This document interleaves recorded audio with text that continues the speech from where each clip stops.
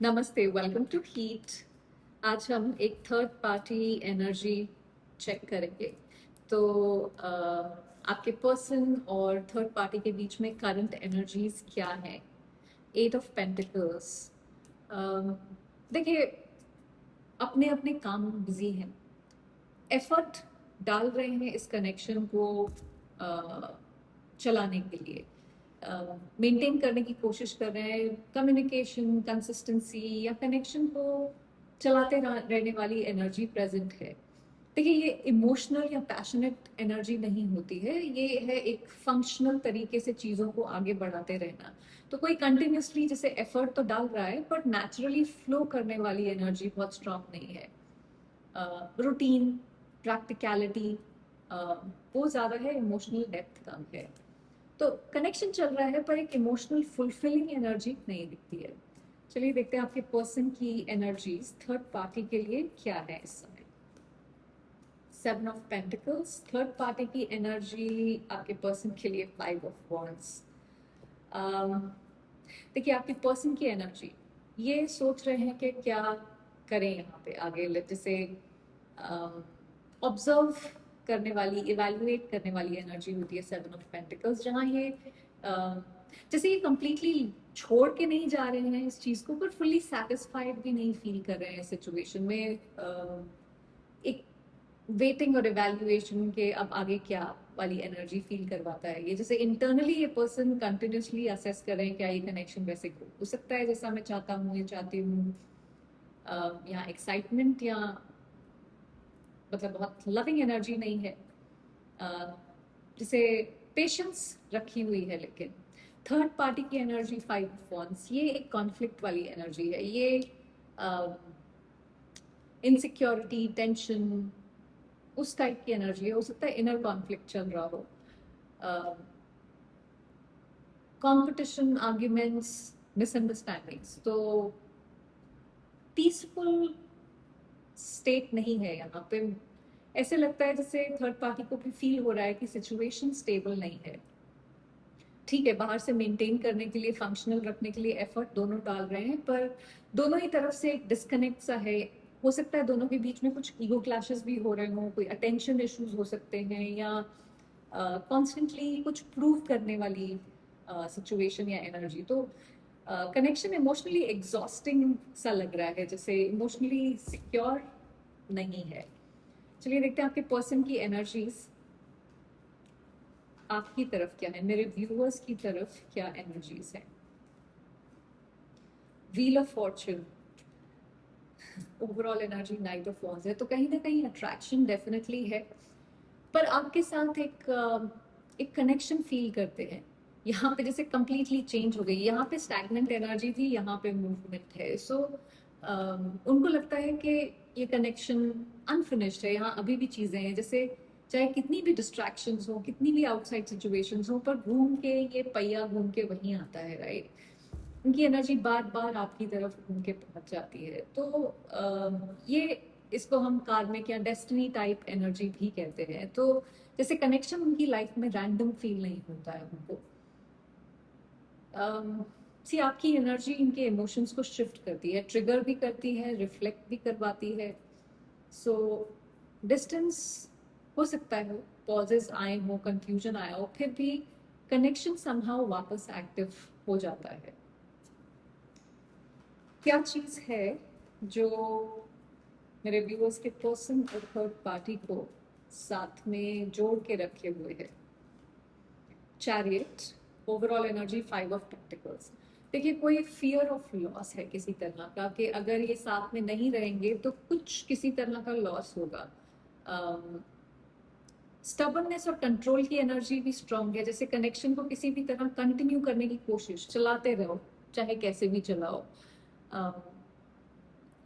ये ना emotional connection नहीं दिखाता है, ये डिटर्मिनेशन दिखाता है आपको। तो और you know, five of pentacles, जैसे कि मैंने कहा कि इमोशनल लैक है यहाँ पे डिस्पाइट एफर्ट्स के।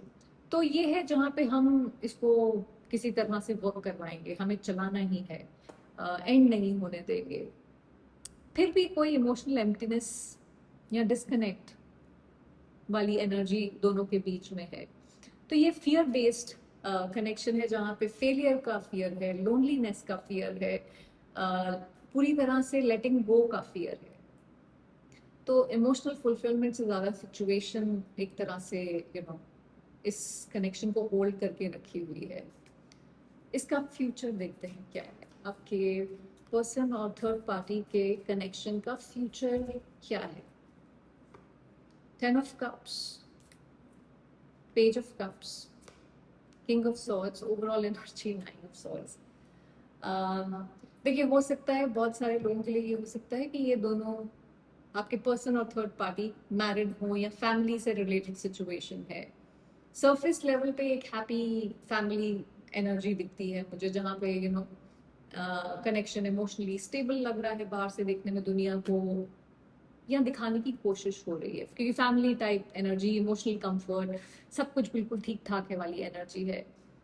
पेज ऑफ कप्स और किंग ऑफ सॉर्ड्स, ये इमोशनल मिसमैच है। जैसे एक साइड पे इमोशंस हैं, सॉफ्ट एक्सपेक्टेशंस हैं, बट दूसरी तरफ आप इमोशंस को बिल्कुल फिल्टर कर देते हैं, लॉजिक से काम करते हैं। तो ये जैसे एक पर्सन इमोशनली फील कर रहा हो, दूसरा पर्सन मेंटली डिस्टेंस कर रहा हो अपने आप को, और इसी वजह से 9 ऑफ सॉर्ड्स ओवरऑल एनर्जी है, जहाँ स्ट्रेस है, ओवर थिंकिंग है, पीसफुल नहीं है। बाहर से हो सकता है दिखता हो कि बहुत बिल्कुल परफेक्ट है सब कुछ, पर अंदर ओवर थिंकिंग, प्रेशर, लॉजिक, वो सब चल रहा है। देखिए, ये रीडिंग क्लियरली बताती है कि ये इंसान जहाँ पे भी है, कोई ऐसा नहीं है कि इमोशनली बहुत खुश है।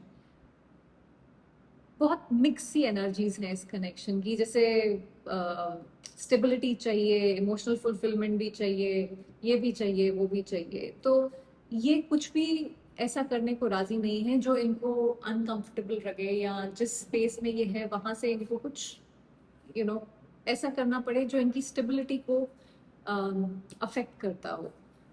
इस रीडिंग का इंटायर मैसेज है कि आपको किसी के कंफ्यूजन को अपनी वैल्यू का रिफ्लेक्शन नहीं बनने देना है। क्योंकि जब लोग खुद इमोशनली कॉन्फ्लिक्टेड होते हैं तो वो क्लैरिटी सबको नहीं दे पाते हैं। वो खुद ही क्लियर नहीं है कि वो क्या चाहते हैं जिंदगी में, क्योंकि उनको सब कुछ चाहिए, पर उनको ये समझ में नहीं आ रहा है कि सब कुछ जिंदगी में नहीं मिलता, किसी को भी नहीं मिलता। सी, आपका वर्थ इस बात से डिसाइड नहीं होता है कि आपको चूज कोई कर रहा है या नहीं कर रहा है। आपका वर्थ डिसाइड होता है कि आपने उस इंसान की जिंदगी में उसको क्या ऑफर किया है, और आपने बहुत कुछ ऑफर किया है। उस इंसान की शायद इतनी हैसियत भी नहीं थी, उससे ज्यादा आपने उसको ऑफर किया है। आपकी एनर्जी ऑलरेडी वैल्यूबल है, लवेबल है, इनफ है, और यूनिवर्स आपको शायद स्लोली सिखा रहा है कि यही रियल पावर कॉन्स्टेंटली किसी चीज को फिक्स करने में नहीं होती है।